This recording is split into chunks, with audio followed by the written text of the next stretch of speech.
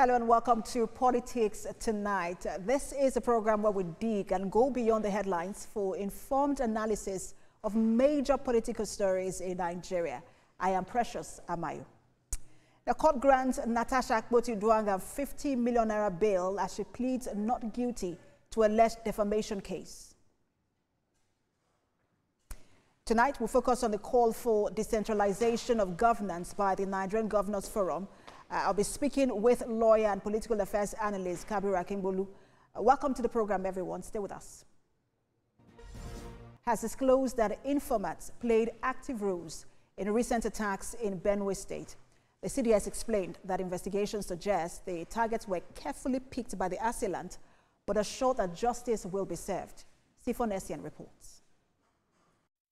It's a string of attacks that continues to dominate discussion until those responsible are brought to book.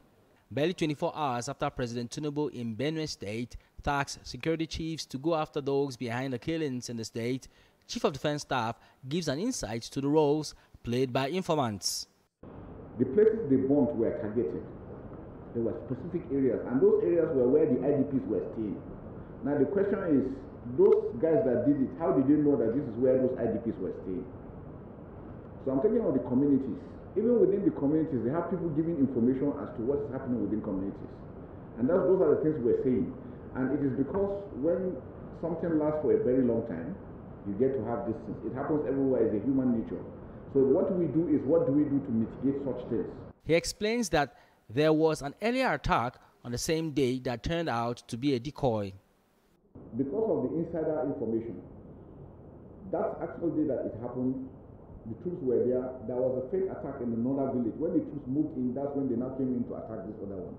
And that's what happens, because there are people telling them, okay, the troops are here, the troops are there. I can tell you consistently, if troops are moving in operation, there are people that are monitoring them, tell them 3 vehicles, this number of soldiers, this number of this is what they are doing.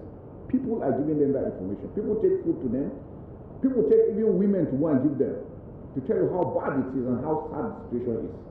Beyond the attacks in Benue, conflicts in the Sahel continue to present threats to Nigeria's internal security.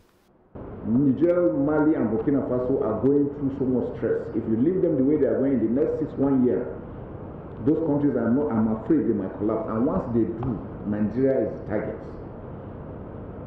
And we must be proactive now. Yes, we are not there yet. Yes, it is still work in progress. But we have seen a renewed vigor. We have seen a renewed commitment. We have also seen a new cohesion and unity within all the parts of our armed forces to ensure that we win this war. For now, the government is pursuing a whole-of-society approach in tackling security challenges in the country. Sifon Essien, TVC News, Abuja.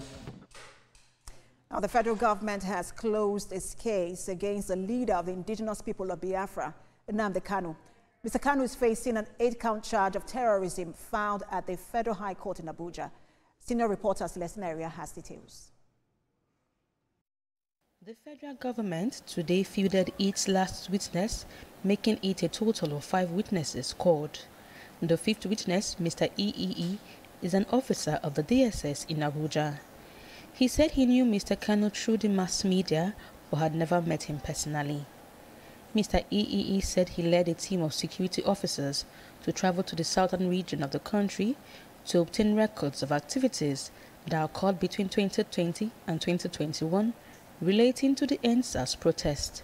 In the report, a total of 128 policemen were killed, 37 army officers and 10 DSS officers also lost their lives, as well as 164 police stations and a total of 19 INEC facilities destroyed.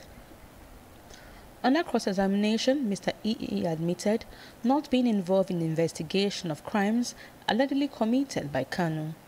He said he is not aware if IPOB is concerned with happenings in Lagos State, Ibadan, Ile-Ife, and so on.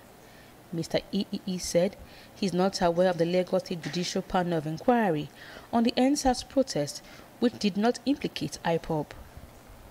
After the cross-examination of the witness, the federal government said the evidences and witnesses they have produced are sufficient to prove their case and they will be closing their case. Kanu Agabi counsel to Mr. Kanu informed the court that the defense will be filing a no-case submission. He asked for 14 days from 24th June for them to file. Justice James Omotosho granted the defense team 14 days and the prosecution another 14 days to file their addresses. The matter was adjourned to 18th July 2025 for the adoption of written addresses in respect to the no-case submission. Celestina Area, TVC News, Abuja. Now, staying on judicial matters, the High Court sitting in Maitama has granted bail to the senator representing Kogi Central Senatorial District, Natasha Akpoti-Uduaghan, in the sum of 50 million naira and one surety in like sum. The lawmaker was granted bail after she pleaded not guilty to charges of alleged criminal defamation. Senior reporter Celestina Area has details.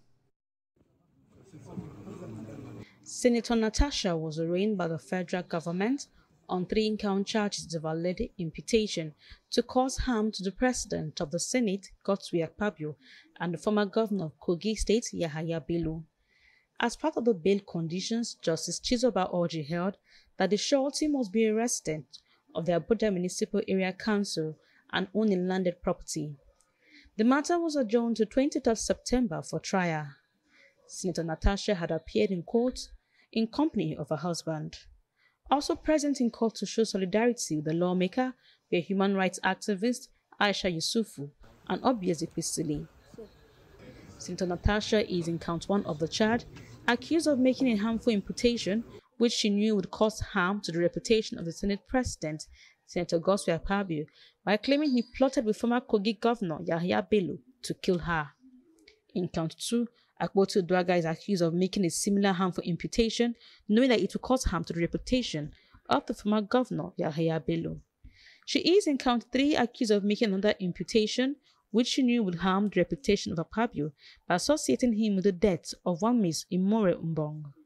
Celestina Area, TVC News, Abuja. Now let's go on a short break, and when we return, we will get straight into our conversation. Stay with us.